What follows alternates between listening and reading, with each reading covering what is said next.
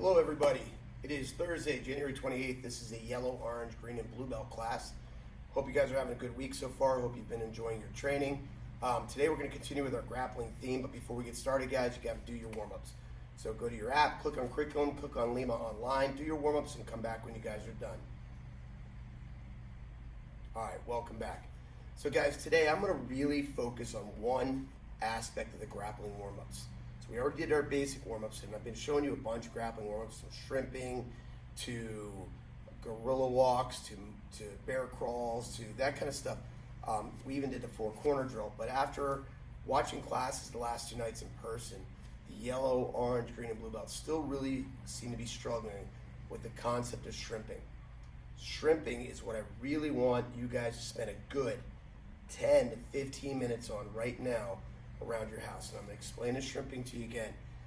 For our children in the classes, we need the adults to help them, physically watch them and try to articulate what I'm saying to them about the concepts of shrimping. So when we shrimp, the whole idea here is we are trying to get our hips offline so that we can either escape a position or we can get ourselves into a better position to attack. But if you don't know how to shrimp, it's going to really cause a lot of difficulty for you in your training going forward. So let me show you the shrimping from a couple different angles here. And here are the concepts of what I'm talking about. Okay? So first off, when we shrimp, I want you to imagine that my body's on one line right now. My head, my torso, my legs. One line. Okay? I need to get my hips off that line. To do so, the first part of this is I'm going to lift my body up in the air. I want to get my hips off the ground. Okay, my hips are not touching. Now, to shrimp, I want to get my hips out here. I'm going to roll up onto a shoulder and I'm going to push my hips out using my feet. My feet must stay connected to the ground. So I lift, roll on a shoulder, look at the feet. They're still on the ground. Look how I'm pushing my hips out to the side. And now I'm in the shape of a shrimp. Then I pull my feet in and I straighten out. And if you notice, I made progress towards you. Now I lift, I roll up onto this shoulder, feet stay connected to the ground, push my hips out, boom. And then I straighten out. Watch one more time here. I lift, roll up on that shoulder, and I push with my feet. Now, what you guys seem to be having issues with is the feet slipping out from underneath you. So your feet are losing contact with the ground. So watch from this angle. I lift, I roll on the shoulder. See how my feet stay connected to the ground as I push out? But what you guys seem to be doing is you get up like this and then you go to push and your feet go this way. Or you try to get on that side and you just kind of go. And you're dead fishing it. So it's not dead fishing, it's shrimping. Our feet need to stay connected to the ground as we push our hips to the side. The other issue is you guys stay flat on your back. If you notice, I'm rolling up onto one shoulder or the other. So I lift, roll up on that shoulder, shrimp out. See how one shoulder's directly by the other, like I'm sleeping right now, okay? Just like that, I'm curled up in bed sleeping. Now I pull my feet in, straighten out, lift on the shoulder, and shrimp out. And I'm in the shape of a shrimp. Show you from the side here. We're gonna lift, roll up on the shoulder, and push out. Straighten out, lift, roll up on the shoulder, and boom. Okay? So, guys, I want you to take some serious time and work on that shrimping. And if you have somebody that can help you at home, watch you at home, evaluate what you're doing, maybe set up your phone, your video, and record yourself doing it so you can see if your shrimping looks like my shrimping. If you're having trouble, ask us. Shoot me an email, send me a message, say, Sensei Rob, can you help me? This is what I'm doing. And you can even take a video and send it to me, and we'll be able to tell you what you're doing right and what you're doing wrong, all right? Pause video, let's get some serious shrimping work in. All right, I hope you guys did. 10 to 15 minutes of shrimping, good. So, I want to talk about a quote, guys, that I I use regularly. It's actually, I use a lot of quotes, to be honest with you, a lot of quotes. But this quote happens to be a Sensei Rob original. It's above one of the doors to our classroom. And it is, human nature is to avoid our weaknesses. Winning nature is to attack your weaknesses and make them your strengths. Think about that again. Human nature is to avoid our weaknesses. Winning nature is to attack your weaknesses and make them your strengths. So it's natural, guys. When we're not good at something, we avoid it. Okay? We're not good at shrimping, so I just avoid shrimping. I'm not good at push-ups, so I avoid doing push-ups. I'm not good at math, so I avoid doing my math. I'm not good at, whatever. It's natural that we avoid the things that we're good at. We gravitate towards the things that we are skilled at. However, if you truly want to be great, you need to work those things that you struggle with more so that you can make them things that you are good at. Okay, so human nature is to avoid our weaknesses. Winning nature is to attack your weaknesses and make them your strengths. All right. Today I want to continue with our grappling. We're going to be working on, I'll be working on my grappling partner here. If you don't have a partner like this at home, these guys are going to be available for sale here at the school in the next couple weeks. I'm working out details right now. But you can, in the meantime at home, you guys can be using a couch pillow, big stuffed animal, whatever you guys want to work. So the 4-point clock drill is what we're going to work first today. And the 4-point clock drill, just so you guys understand, is a transition drill. It's not a grappling move. It's a drill.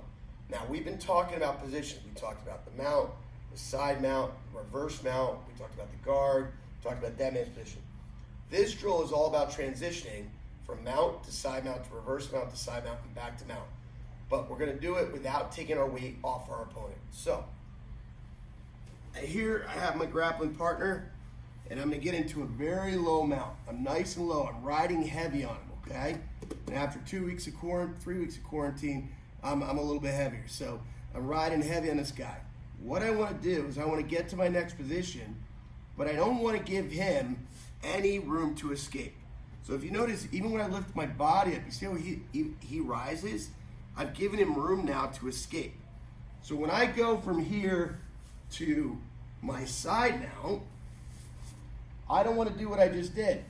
This whole time where I'm getting up like this and starting to dismount, guess what he's doing, guys? You got it. He's shrimping. He's shrimping out. He's creating space so that he can slide in and grab guard. So I need to ride heavy. I'm going to pin my chest to his chest and not give him any room to go. So from here, I'm going to get in my position on my partner. I'm going to start here. I'm going to slide my hand under his head. I'm going to get my far side underhook over here.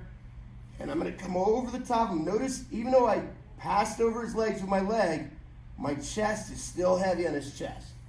And now I'm in my side mount position, which we've gone over a lot in the last couple classes. Nice and heavy. I have this underhook. I'm under his head. Now, I'm going to transition to that reverse mount. So I pull this hand out, bring it to the other side of his head. I'm going to bring my right hand down to his hip. I'm going to spin on my chest. I'm going to underhook his shoulders. And I'll show you this from another angle in a second. Okay? Now I'm in reverse mount. My chest is on his chest. You see I didn't take any weight off him. Now I'm going to transition again. I'm going to start work my way around, get under his head, and his far side underhook here. And now from here, I'm going to go back to the mount. Keeping my weight on him, bringing my knee over, and now I'm back to the mount. Now, I'm going to turn this to the side. I want you to focus. The positions we've gone over a bunch in the last 2 weeks. So I shouldn't have to explain what the positions look like to you guys. You already have that. But I'm going to show you the transitions again. So I'm here, nice low position. Slide my hand under his head. See, I have this underhook. I want to be under this arm. Now, without taking my weight off him, I'm working off to the side, side mount. I have that gable grip. My knees are spread wide. My chest is on his chest. I didn't give this guy any room to escape. Now I'm going to transition to the reverse mount. I pull the hand that's under his head out and go under his arm. I bring this hand down. I block his hip just so he can't shrimp and then bring his knee to my belly to grab guard. And I work my way. Look, my weight's still on him. Now I underhook the shoulder on this side. Nice and wide, chest on chest. I'm not down in his groin. Chest is right here. I'm underhooking the arms right here. Okay? Now from here I need to work to that side mount on the other side. So I work my body around, still keeping my weight on him. Get that underhook, get under that head. Okay? And then finally I'm going to go back to the mount. Now instead of lifting my leg up high like this and losing balance, I'm going to bring my knee right across his midsection here. And then flop the leg over. And I'm back to my mount position. Okay? I'm going to show you that one more time, guys. His fuzziness is coming out on me. So I'm going to turn him around. I'm going to go the opposite way. Now you can do this in either direction, guys. I'm just kind of making a clockwise motion in this. So you can go counterclockwise, doesn't matter. But I'm going to show you the opposite angle here. So again, I'm in a low mount. Underhook the head, under the arm, chest on chest, side mount.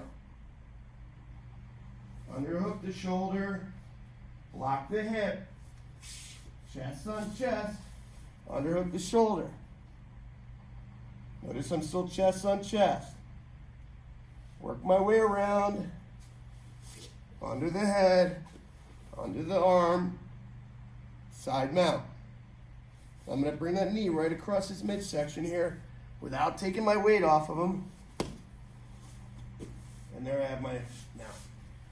That's your 4-point clock drill, guys. So I want you to pause the video, get some work in on that. Okay? See you back here in a couple minutes. All right, welcome back. Last thing we have for you guys, this drill is going to be primarily for our adult yellow, orange, green, blue, or children green, blue. The children yellow, orange, or you guys might want to wait on this one unless you're really, really anxious in getting the hang of this early. This is primarily for child green and blue and adults yellow through green, okay? So we're going to be doing what we call the Americana Armbar. So I'm in this position here. I'm going to attack this arm. This is an arm bar. I want his arm in the hello position, just like so.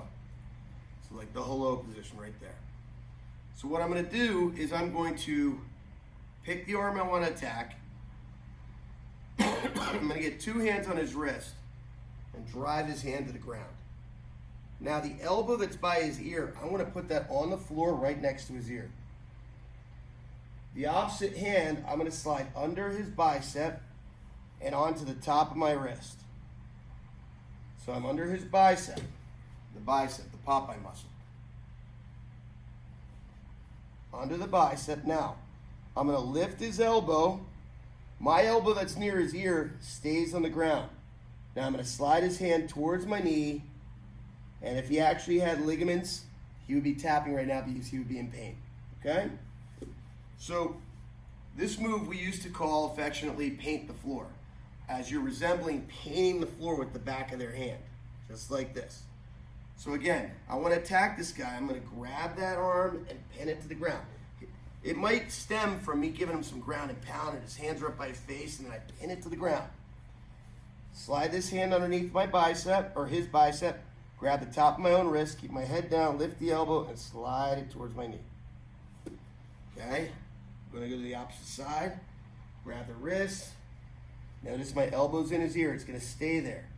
This hand slides underneath his bicep on top of my own wrist. Lift the elbow. Slide it towards me. Slowly. When you work with a live person, you have to go very slow. I have no range of motion in my shoulders. I tap back very, very early on this move. Okay. So watch from this side. So I want to trap that arm, pin it to the ground. Elbow in the ear. Slide my hand under the bicep. grab my own wrist, keep my head down, lift the elbow, slide the hand towards my knee. See how it resembles me painting the floor with the back of his hand. Okay, this elbow's up, but the other elbow stayed in the ground. In his ear. Boom. Now, I've had my head up so that you could see the move, but in reality, I want my head low. Low like this, so that he can't be punching me in the face. I have my head nice and low. All right?